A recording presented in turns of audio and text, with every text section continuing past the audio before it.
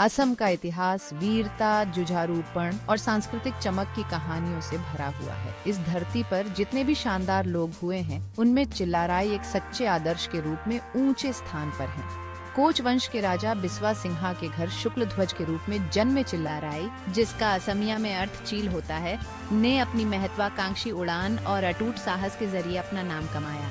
चिल्लाराय केवल योद्धा नहीं थे, वे एक कुशल सैन्य रणनीतिकार, एक बुद्धिमान प्रशासक और कलाओं के संरक्षक थे। उनका जीवन और कार्य असम के लोगों की पीढ़ियों को प्रेरित करते रहते हैं, जो उनके पूर्वजों की अदम्य भावना को दर्शाते हैं।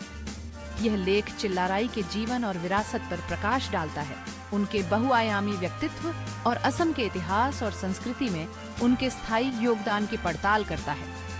अपने समय के राजनीतिक परिदृश्य को आकार देने में उनकी महत्वपूर्ण भूमिका से लेकर अपने लोगों की भलाई के लिए उनकी अटूट प्रतिबद्धता तक, चिल्लाराय की कहानी साहस, ज्ञान और अपनी मातृभूमि के लिए अटूट प्रेम की कहानी है। चिल्लाराय की यात्रा की शुरुआत कोच साम्राज्य के बीचों बीच से हुई, जहां उनका जन्म एक ऐसे वंश में हुआ था जो अपने सैन्य कौशल और प्रशासनिक कुशाग्रता के लिए जाना जाता था। शाही दरबार में पले बढ़े उन्होंने एक व्यापक शिक्षा प्राप्त की, धर्म ग्रंथों, पारंपरिक कलाओं और युद्ध तकनीकों में महारत हासिल की।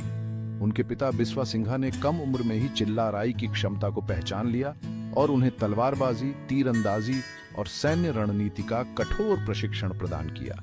युवा चिल्लाराय ने इन विषयों में उत्कृष्ट प्रदर्शन किया, नेतृत्व के लिए एक स्वाभाविक योग्यता और एक अस्टूट रणनीतिक दिमाग का प्रदर्शन किया। उनके जीवन के इस दौर ने उनके चरित्र को आकार देने में महत्वपूर्ण भूमिका निभाई। उन्होंने साहस, अनुशासन और वफादारी के मूल्यों को आत्मसात किया, ऐसे लक्षण जो बाद में उनके शासन और सैन्य अभियानों को परिभाषित करेंगे। चिल्लाराय के सैन्य कैरियर की शुरुआत कम उम्र में ही हो गई थी और वे युद्ध के मैदान में अपनी रणनीतिक प्रतिभा और अटूट साहस का प्रदर्शन करते हुए तेजी से रैंकों में उठे।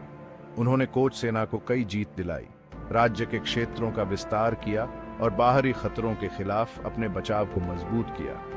उनके सैन्य अभियानों को सावधानी पूर्वक योजना, नवीन रणनीति और इलाके की गहरी समझ द्वारा चिह्नित किया गया था। उन्होंने पारंपरिक युद्ध पद्धतियों और नई रणनीतियों के संयोजन को नियोजित किया, अक्सर बड़ी और बेहतर ढंग से सुसज्जित सेनाओं को पछाड़ने के लिए गुरिल्ला युद्ध का उपयोग किया। चिल्लाराय की जीत केवल उनके सैन्य कौशल के कारण नहीं थी, उनके पास अपने सैनिकों को प्रेरित करने की दुर्लभ क्षमता थी, जिससे उनकी अटूट वफादारी और समर्पण अर्जित हुआ।